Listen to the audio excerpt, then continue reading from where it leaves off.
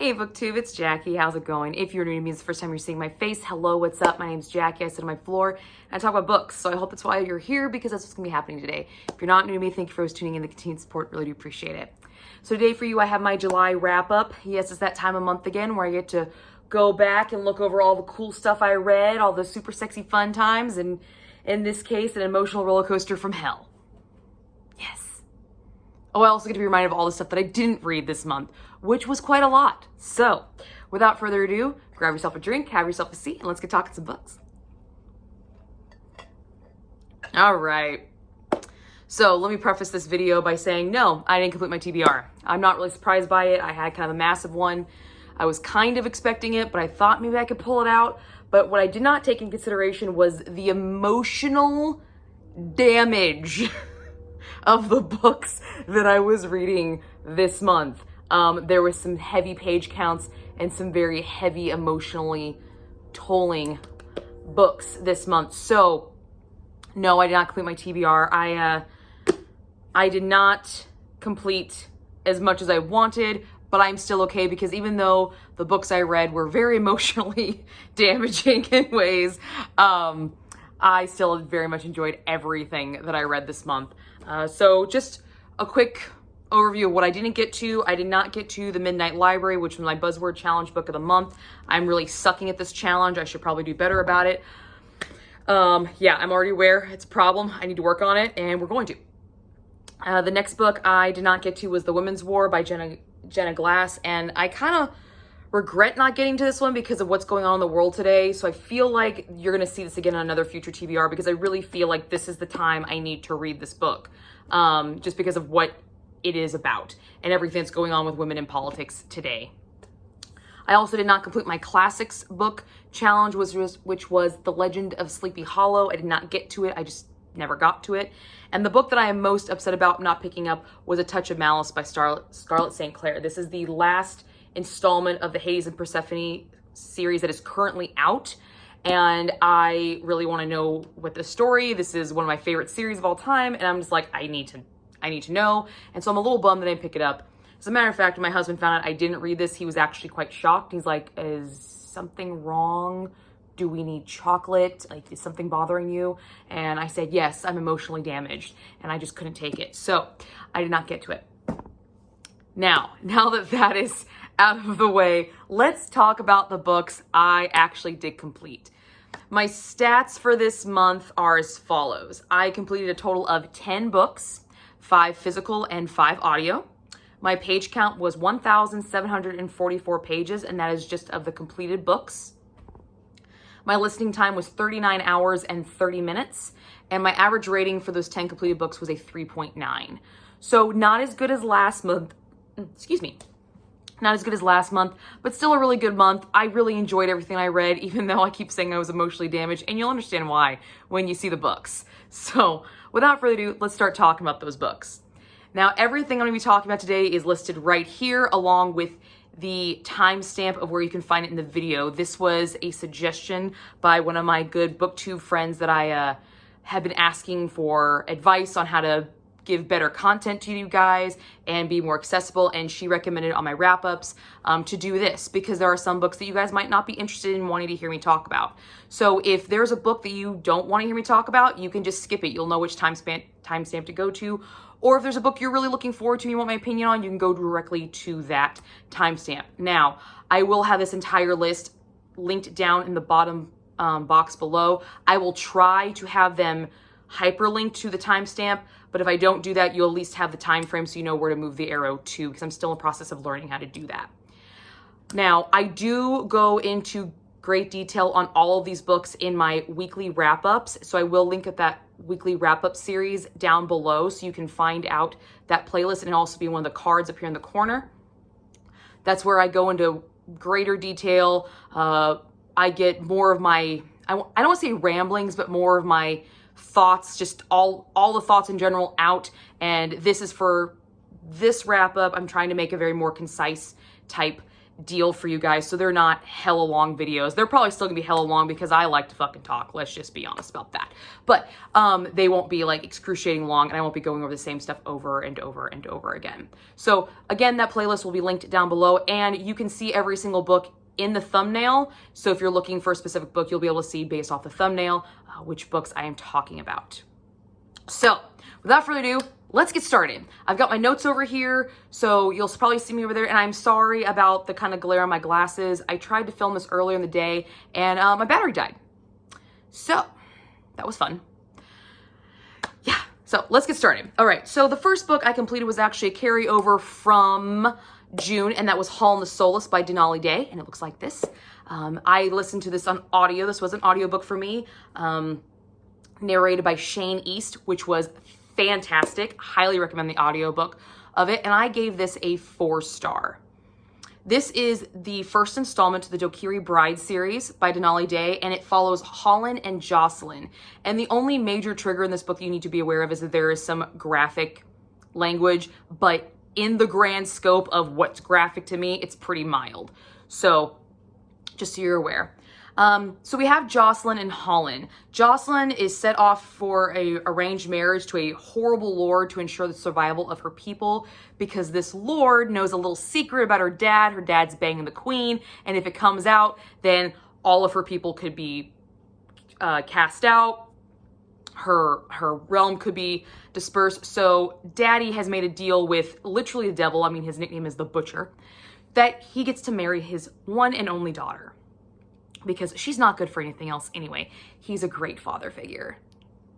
And on her way to said betrothal, she is captured by Hollen. And Hollen is the chieftain of the Dokiri tribe, who is fulfilling his last major rite of passage, and that is claiming his bride. He has tamed a wyvern, so now it's time to tame the wife, essentially. So there is a captive element to this story. After he kidnaps, captures Jocelyn, whichever word you want to use, we start to see this internal struggle between Jocelyn, because she starts to genuinely fall for Hollen, because Hollen is not your normal captor. He's very sweet, he's very gentle, he's very unassuming in that she's going to do anything with him. There is absolutely no forced consent in this book at all. There's no dubious, there's no C&C. It is all very pure and very, very at your own pace for Jocelyn, which she struggles with, because in her mind, he has captured her. He can do what he wants with her, but he's not doing anything. So it's throwing her for a gigantic loop. So we get to see a lot of his internal struggles with this relationship. But as this relationship forms, it becomes this beautiful, very sweet, very romantic relationship. And it's stunning. It's fantastic. I had a really good time with this book. There are a few twists in it that do come to light every once in a while, and that's super, super fun. So definitely something that can keep you on your toes, kind of a page turner, definitely a good one. I did only give it a 1.75 on the chili pepper scale because it is very, very mild. My friend actually coined this book as a panty moistener, and I love this title. It gives you just enough to moisten you, but not enough that you are dripping wet. So it's a panty moistener book, because there is one scene in this that is stellar, and it's not the scene you're thinking of. It is the buildup. There are so many intense build-up sessions to that big scene. They are fantastic. And when the big P in the V happens, you don't see it, because this has one of the best fade to black scenes I have ever read. I don't normally like fade to black scenes. I want to see it. I want to feel it. I want to be in it. But this one, I was completely okay, because I got the build-up and I got the aftermath. I just did not see the actual act. And that was completely fine for me, because the way it was written and laid out, it was fantastic. What worked in this book, the romance was fantastic, the fade to black scene was on point, and the culture that the Dokiri tribe has is a very unique culture. So if you're into learning about different cultures in fantasy stories, I think this was definitely a good one for you guys, because it's a very unique culture. Instead of tattoos, they actually scar their bodies with all of their trials and tribulations, and it's very, very unique how this marking system is influenced in the book. And then, of course, they fucking tame wyverns. So, yeah, that's badass. The only thing that really didn't work for this is it does suffer from a miscommunication trope. There's a lot of, if they just sat down and talked and Jocelyn would just listen to fucking Hollen instead of thinking that she knows everything, because she's kind of a snoot, a lot of the problems that happen in this book would have been resolved. So if you're not really big on miscommunication tropes, there you go. This might not be for you, but I seriously think this is a really good one. I definitely enjoyed it, and I plan on continuing with the rest of the series. The next book I completed was Love, Theodosia by Leanne Goldstein, and this is what this one looks like. This I gave a 4.5 stars. I thoroughly enjoyed this. This is historical fiction, Romeo and Juliet retelling. This is the fictional love story of Theodosia Burr and Philip Hamilton. Theodosia Burr being the daughter of Aaron Burr, and Philip Hamilton being the son of Alexander Hamilton. If you know your American history, in 1812, Aaron Burr and Alexander Hamilton were in a duel, and Aaron Burr killed Alexander Hamilton in that duel due to his injuries. So definitely a star-crossed lovers. Romeo and Juliet was definitely the retelling for this type of story. This was fantastic, and I am working on a full book review for it. I am actually doing some of the actual historical research at the current moment, so that's why it's not up yet. I want to make sure I'm on point with that, because I do plan on incorporating that into my review. So that's why you've not seen it yet, but do keep your eyes out open for a full book review on this. This story was angsty, it was romantic, it was gut-wrenchingly pretty, and the verbiage that was used was spot on. If I had to tell you anything that worked in this book, the main thing was historical context that was used was on point. Everything historically that happened in here did happen. All the liberties that were taken were liberties that theoretically could have happened. These two people did exist at the same time, in the same city, during the same political climate. And there's absolutely no reason under God's green earth that this love story could not have happened. So it's one of those stories that you almost wish was true and you wish you had the proof for it. It was so good. I loved how the historical context was used. It's very important to me. The intimate scenes were just enough. This was another panty moistener one. There was no major smut in this, but there was a little bit more than just one fade to black, but it was very, very well done. It was very, very intimate, and it was very, very sweet. And I thoroughly enjoyed it. And the last thing that really worked in this book was the verbiage that Goldstein used. The way she wrote was the way people talked back in the 1800s, and people just don't fucking talk like that anymore. And they should, because it's beautiful. It's beautiful. I thoroughly enjoyed this. The only thing I would say that didn't work on this was it is very slow to start. Being a history person, I did not have a problem with that, but someone who was not a big history person, they might find this very slow to start. So do keep that in mind if you decide to pick this up, but do also, again, keep an eye out for my full book review. You will be seeing that in the next coming weeks. The next book I read was a little novella, and that is Sven the Collector by Denali. It looks like this. This I gave a 4-star, and this is actually the prequel to Hollen the Soulless. This is following Sven and Colette, which is Hollen's parents, which we do get to meet in Hollen the Soulless, but this is just fleshing out their story. It was actually a bonus audiobook attached to the Audible book that I bought of Hollen the Soulless, so it was narrated by Shane East as well, and this was fantastic. I thoroughly enjoyed this just as much as Hollen the Soulless. The banter between Sven and Colette is hilarious. If you like bantering couples, right here, this is great. But I will admit that Sven was a little bit more of a dirtier bird than Hollen was. There's a little bit more innuendo in this book. There's a lot more innuendo in this book, and it's brilliant. And Colette as a heroine is nothing like Jocelyn. She is a spitfire. She is smart. She is quick. And she gives Sven a run for his money, and it is fucking beautiful. So if you do get a chance to check this out, this one's definitely worth it. The only thing I wish it was longer. I wanted more of this couple. I wanted it fleshed out. I wanted to see the whole love story. I wanted to see it all.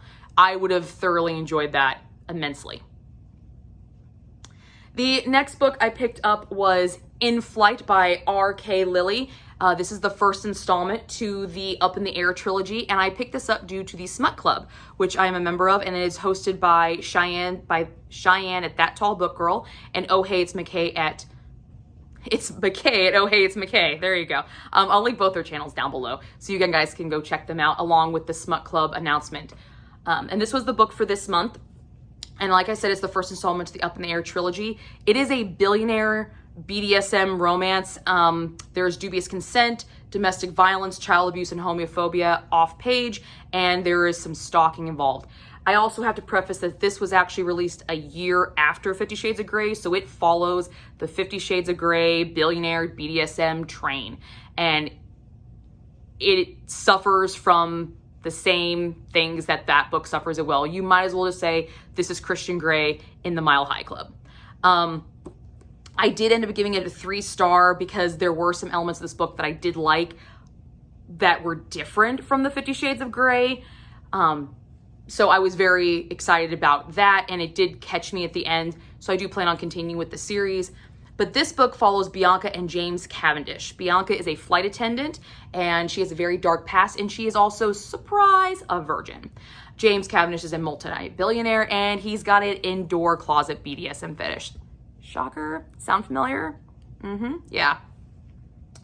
Bianca strikes a chord with James, obviously, and he's infatuated with her from day one. There's a lot of insta-lust in this book. I mean, there's a lot of insta-lust in this book.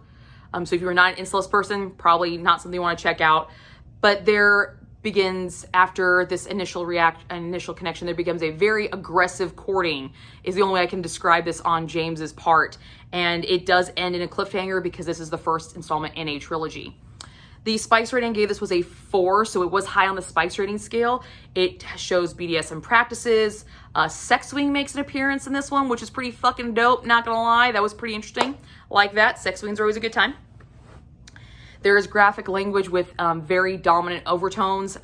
The dominant language in this is great. Like it a lot, and we do have a first-time experience as well. What worked in this book for me? Well, I'm not a big fan of insta-lust and insta-love, but when it is acknowledged by the characters and utilized in the story, I like that. And this book did this. There were multiple times where Bianca would say, he's only known me for 2 weeks. He's known me for 2 weeks. He's going to get tired with me. I don't have to get attached. This is just fun, free-for-all, kinky BDSM stuff. Like, it's acknowledged. It's brought to the forefront. So I do like when that's brought forward. So that's something that works for me. There were some great side characters. Steven, love him, want him to have his own book. I hope in future installments I get to see more of him because he definitely was the best part of this book for me. I liked him better than the couple. And one element in this book that I did not see in the 50 Shades of Grey or any other books that came out around that time was the use of aftercare. If you're not familiar with aftercare is the care that a dom gives to their submissive after a scene has enacted out, or a sub gives to their dom after they've acted a scene out. And you don't normally see this in a lot of BDSM romances, at least the ones that I have read in the past couple of months. I have not seen it, so I was very happy to see this aspect brought forward because it is a very important aspect to the BDSM lifestyle and community. It is something that's very, very important, and it's a sign of a good dom to their sub, and it's constantly referenced, it's constantly brought up, and it's constantly shown in this book. So I really, really do appreciate that. That was excellent. I really appreciated that aspect to this book. What didn't work? The 50 Shades of Grey billionaire train. There are way too many similarities. It's just way too many. So if you like 50 Shades of Grey, you're gonna fucking love this. If you don't like 50 Shades of Grey, probably not gonna like this. But there was one other major aspect in this book that really irked me. I'm a big fan of dirty talk. Give me the dirty talk. Bring it on. Love it, love it, love it, love it, love it. Give it to me. I like actual dirty talk. What I don't like is fucked up verbiage dirty talk. And here's a direct quote from this book. I'm going to tie you down and take your hymen. What? I am all for using the correct anatomical terminology for genetic body parts. I am go for it. I think they should be used more often. But that shit, when you're trying to seduce me, that's not fucking sexy. That's weird, that's creepy, and kind of gross. And then you follow it up with stroking your petals of your sex. I have heard the female vagina called a lot of fucking things, but it's definitely not a petal. That was fucking weird. That was just weird word choice on my part, and it was very hard to get over it. And it's not just a one-time occurrence. These types of things are said multiple times. But then there's other times where you get like the standard dirty talk that's really fucking hot. And then you get this stuff. Yeah, that was weird. So, I only gave this a 3-star, but I do plan on continuing with the series because there was some dark undertones that to the backstories of the characters that did come to fruition, and I definitely want to see how those play out because I think the series might be able to be pulled back and be able to salvage. So we'll see in future installments. The next book I completed was The Professor by Serena Akeroyd. Here's the cover. Okay, let me preface this. I said this in my weekly wrap-up too. I hate this cover. This cover does not describe this book. It doesn't. When I look at this cover, I do not see this. So I just need to preface that right now. This is a standalone, and it is an audiobook by Wen Ross and Kay Kennicott, and I'll be straight up honest, that's the reason I picked this up, because Wen Ross is narrating it. And he has a sexy, sexy, sexy voice, and I love it. This is a teacher-student romance with a bullying aspect. There's coerced consent, death of a child off page, verbal abuse, stalking, and domestic assault on page. So a lot of triggers in this one. There's a lot of dark, dark triggers for this one, so be warned about that. This is about Nicholas and Phoebe. Nicholas is a college professor with a cruel streak forced upon him by his circumstances of his ex-wife. So there is a vindictive ex-wife trope in this book as well, but it is utilized quite well. And Phoebe is a student in Nicholas's creative writing class, and she works 2 jobs to support her infant brother and her basically useless piece of shit mother. Yeah, we went there.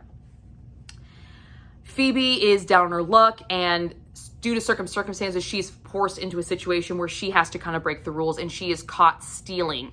And since Nicholas has been stalking her for months, he finally sees her do it and uses it as blackmail to initiate this physical relationship that he has only had voyeuristically in his head up to this point. And that's where the coerced consent comes in. The spice scale for this was a 4 chili pepper because this book was pretty out there. There was definitely graphic language and adult content, obviously. There was a forced masturbation scene, which, damn. Multiples of those. Damn. Wen Ross narrating that in this dominant tone, just telling... I needed a minute. Or a few. That was hot as shit. That was a first for me. I've never seen a forced masturbation scene, so I was like, fuck yes. That was brilliant. Of course, there was dominant language with submission involved in this, and then there was the use of a remote vibrator in a very, very comical way, which I always enjoy that. I definitely enjoyed that scene immensely. So there was a lot of fun stuff for the super sexy fun times in this. What worked? The sex scenes. The sex scenes were fucking spot on with this. They were great. I had 0 issues with those. The pace of story was great. When one resolution was founded, another problem arose, but it was very fluid. It didn't feel like we were just doing one thing after another. Everything tied in very nicely. And the dependency that Akeroyd created between these 2 characters and just depending on each other, but it wasn't this depending on trust. It was a really weird sort of dependence that she created. They trust each other, but they didn't entirely trust each other, but they knew without a shadow of a doubt they would be there for each other. It was a really weird relationship, but it was awesome and very, very unique. And I did enjoy it. The thing that didn't work in this book for me was the actual blackmail reason. I thought it was kind of far-fetched. I mean, the way it's explained in the book, it makes sense. But for me, I think there were other options and she just didn't choose them because she was too scared. So that was my only really hang up with this one. And if I didn't mention, I gave this a 3-star.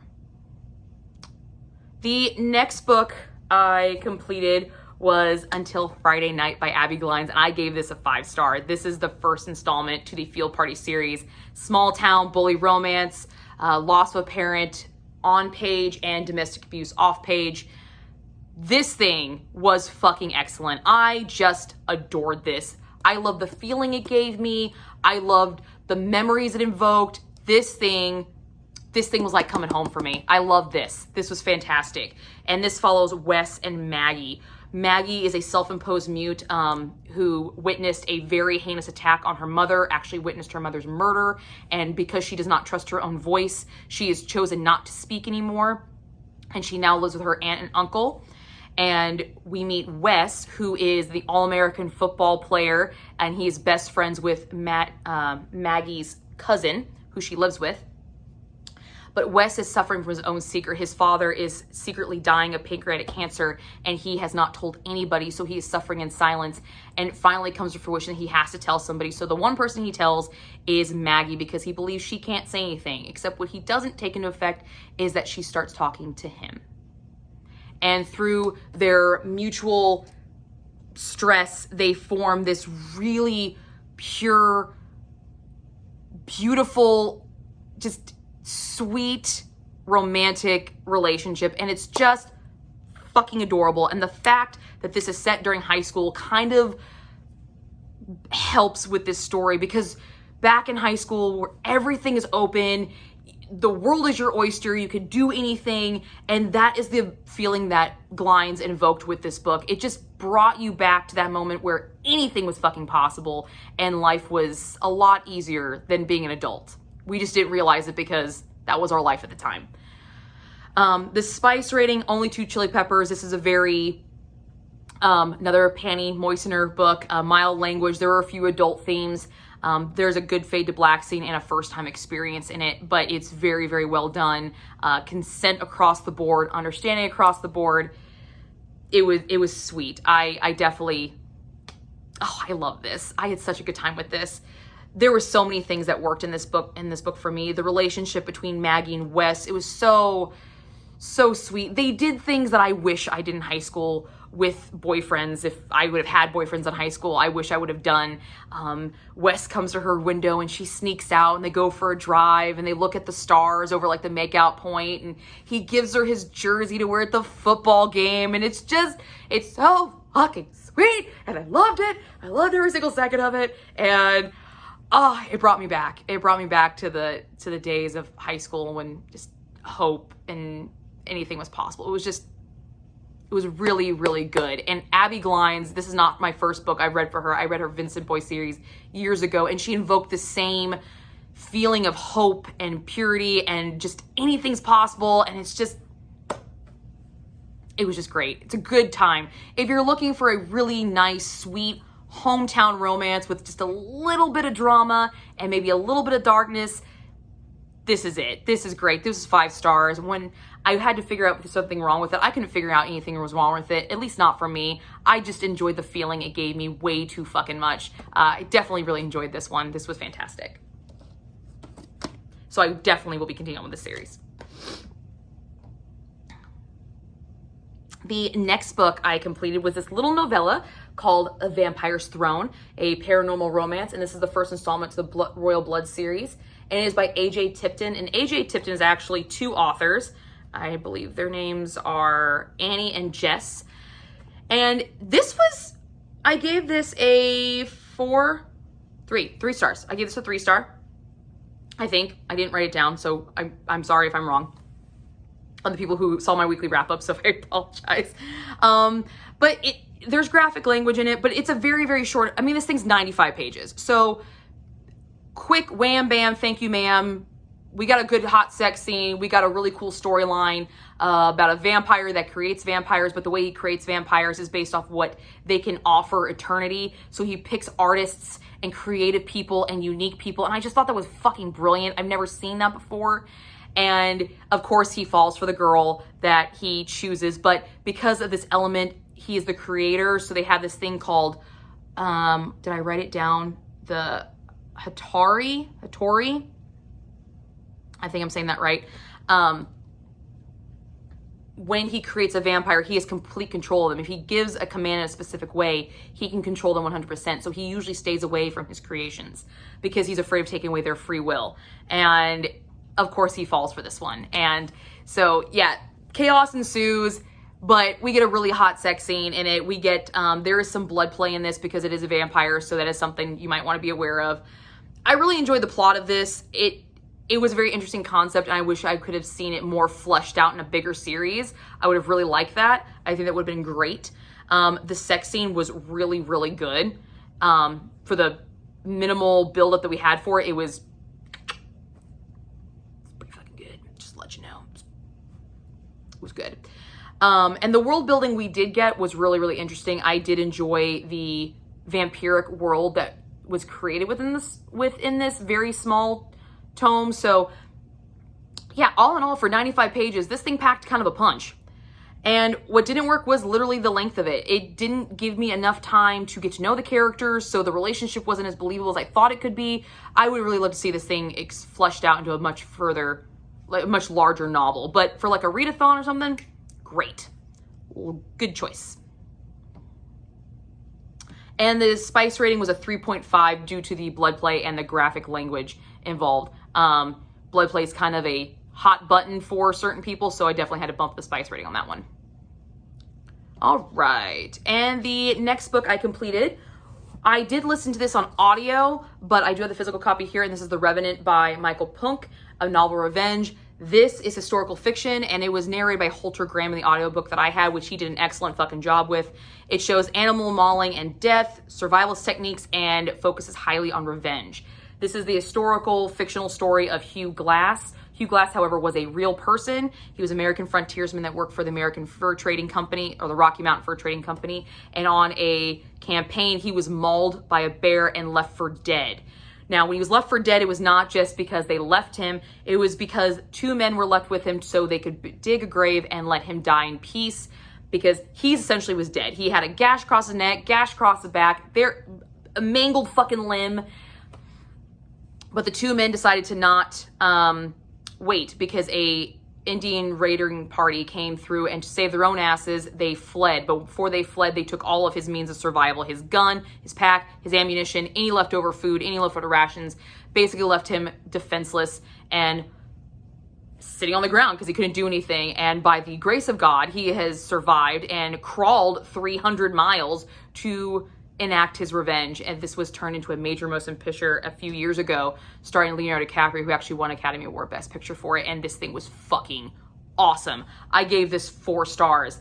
This guy went through so much fucking shit. He's either the luckiest man on the face of the planet, or he was supposed to do something fantastic, which on further research, I didn't know anything else he actually did. I couldn't find much else about him. He's pretty much known for this, but this thing hit me on so many different levels that I'm not used to being hit on. So I had a great fucking time with this book. What worked in it, the descriptions of environment, although you aren't seeing it, the way Punke describes the environment, the woods, the frontier, it is stunning. This is a visually stunning book, and it was just awesome. It made me want to go outside and camp, and I'm not an outdoors girl. Not really an outdoorsy person. So definitely enjoyed it a lot. The detail and survival techniques, you could tell he really did his research on it, was fantastic. And this feeling that Punke writes in the book about never giving up, it was just, oh, this is exactly what I needed for this month, because of the emotional toil the rest of these books took on me. Some of these books were a little bit emotionally draining, so having this very odd choice of a motivator was fantastic. It was great. What didn't work were the historical liberties taken, and I only found those out because I did further research on them. So if you don't do further research, you won't actually know, but there are historical liberties taken in them, and they're more taken because of the fact that we don't actually have an ending for the story. The revenge element of the story was actually never really documented, so we don't really know the ending result of Hugh Glass's truck across the frontier to get his revenge, but we do know he did survive. So yeah, definitely fun. If you are into wilderness and survivalist books, pick that one up. It's great. The film is also fantastic.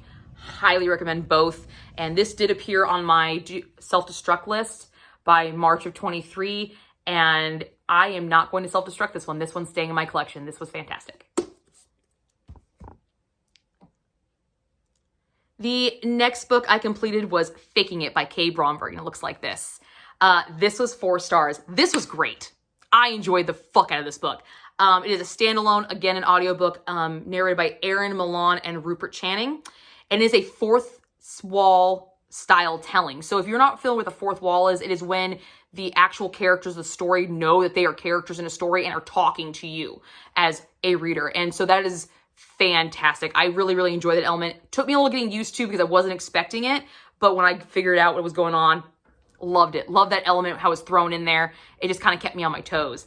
But this is a hate to love, enemies to lover, and forced proximity troped romance with an HEA.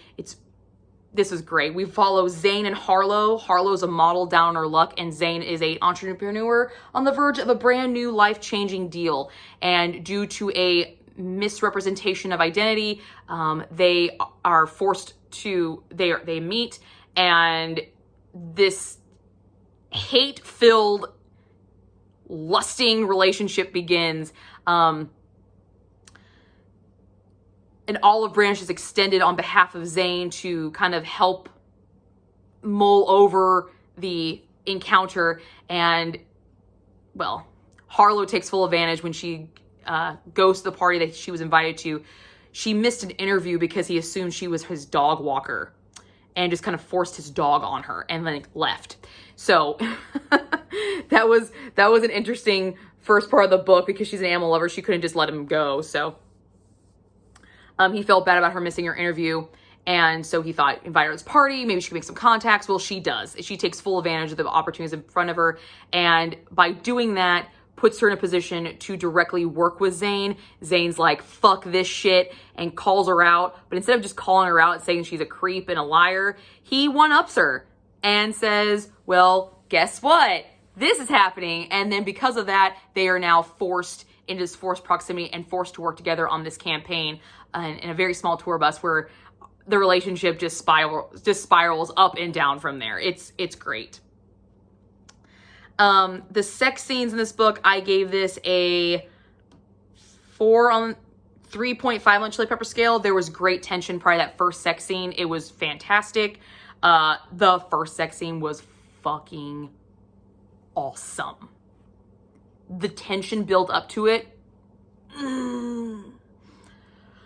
God, it was good. It was good. And it coined a new phrase of mine that I fucking love, FTD. You give FTD good fingers, tongue, and dick. I was like, that's a thing. I'm using it. I don't know when, but that's a thing now. Give good FTD. Fuck yes. Like it. And I did enjoy the pleasant realness to the sex scenes. Sex is not always smooth, as we get in the romance novels. Sometimes, you know, they kind of write it to where it's really smooth, clothes come off easy, there's no fumbling, you know exactly where to put your fucking legs and arms. And in this book, you don't see that. You see where do you want my leg in? I can't, my leg doesn't go that far.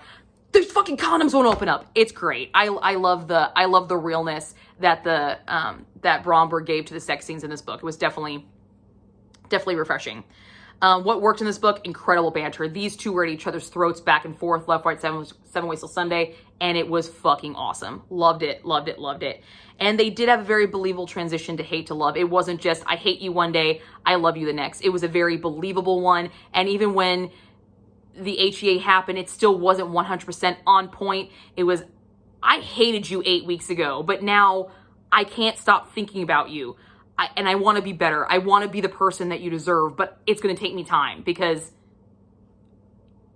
this is all new to me. So the acknowledgement that the feelings were there, but they weren't ready to act on them, but they wanted to continue progressing towards them. Love that. Love that progression. What didn't work in this, and this is more, I think, based off of if you are a seasoned romance reader versus a non-seasoned romance reader. I believe someone who doesn't read a lot of romance would really enjoy this book. There were a lot of obvious, this is happening, like this is going to happen, oh, so this one's going to happen, and then this is going to happen, and then this is going to happen. A seasoned romance reader, someone who reads a lot of romance on a regular basis, they're going to see this pattern a lot quicker than someone who's not. So I feel like someone who reads romance and only reads romance, and that's all that they read, and that's what they're familiar with, they would see that pattern a hell of a lot sooner, so they probably wouldn't enjoy this book as much for its obvious event patterns. But someone who isn't or is new to romance, I think this would be a really good intro for a little bit more graphic of a romance novel, because it does have a very clear progression, but if you're not knowing what to look for, you won't necessarily see everything. And there are some twists in it, but they're kind of obvious twists for someone who knows what they're looking for. But I had a great time with this one. I really, really enjoyed it. It was a good time. And the male character's Australian, so you have a nice Australian accent in your head, so can't really go wrong with that, can you? No. The next book I completed was According to Fear by Sarah J. Maas, which I read for the SJM read-along. This is the second installment of the Court of Thorn and Rose series. It is a very loose Hades and Persephone retelling, and it is mentioned, you do very much see the tie-ins to Hades and Persephone, but like I said, it is very, very loose. It doesn't really follow the original storyline. I mean, she's taken from the spring court 1 week every month. He's the tall, dark, and handsome, and he's got some wings. You know, you see similarities, but the homage that was paid to Beauty and the Beast in A Court of Thorn and Roses is the homage to Hades and Persephone is not really paid as much. It's just using the bare bones outline of the Hades and Persephone storyline. So it is a retelling, but it's really not a retelling.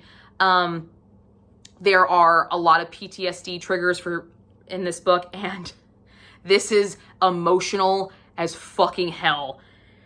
Oh my God. So this fucking book, I love and hate this book so much. Oh my God. Under the Mountain has happened. We're beginning to rebuild. Feyre and Tamlin are both suffering from PTSD, and they're not handling it the right fucking way because they're not handling it together. They're handling it separately, and it's fucking bogus. Tamlin won't listen to Feyre, and Feyre's powers are beginning to formulate because now she is a high fae, and it's just, this is an emotional roller coaster from fucking hell, but it is a fun one. It is a great one. It is fucking brilliant. This thing is fucking perfect. And I don't say that about a lot of fucking books, but this is perfect. Everything worked in this book. Everything. I don't have a single gripe about this book, except the fact that my heart and my brain did not function after reading this book, and they're still not functioning 100% right now. I am still coming off of this book.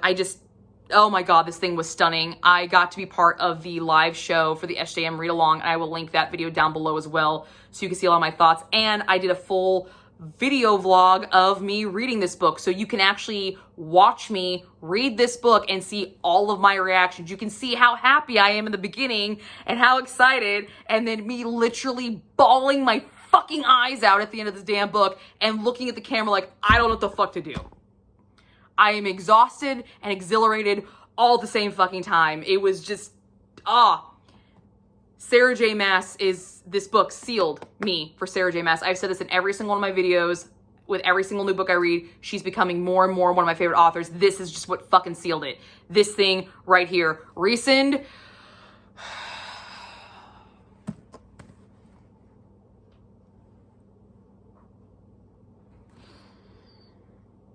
I cannot say enough about Reason. I fucking love him so much. This book was just, mwah.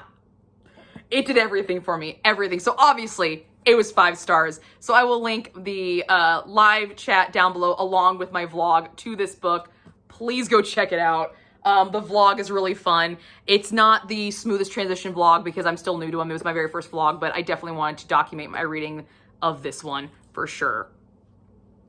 Those are all the books I completed this month. I did, however, start 2 books. I did start the audiobook of Tall, Dark, and Handsome, or Tall, Dark, and Lonely by R.K. Matheson, which I'm only about 10% in still, and it is a paranormal romance.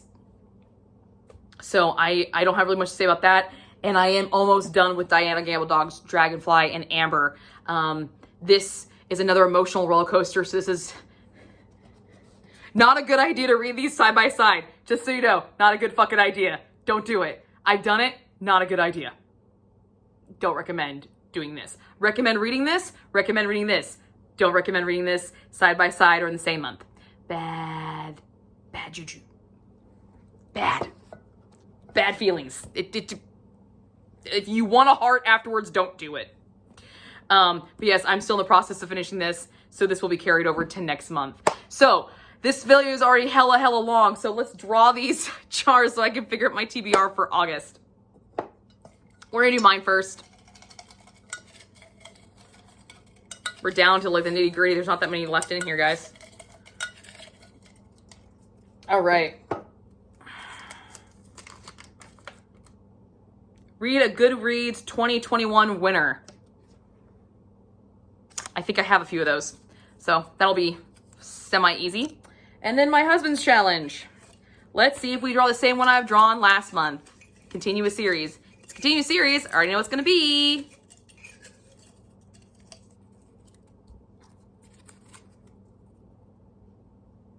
Read a book your husband owns. Ha! The other one that we draw all the time. There we go. We already know what that one's going to be too. So, all right. Cool. There you go, guys. That's what I read in July. I hope you guys enjoyed this. Again, all the books will be linked down below to where you can go in timestamps. So that's what I got. I hope you guys all enjoyed it, and I will see you guys all soon with another video.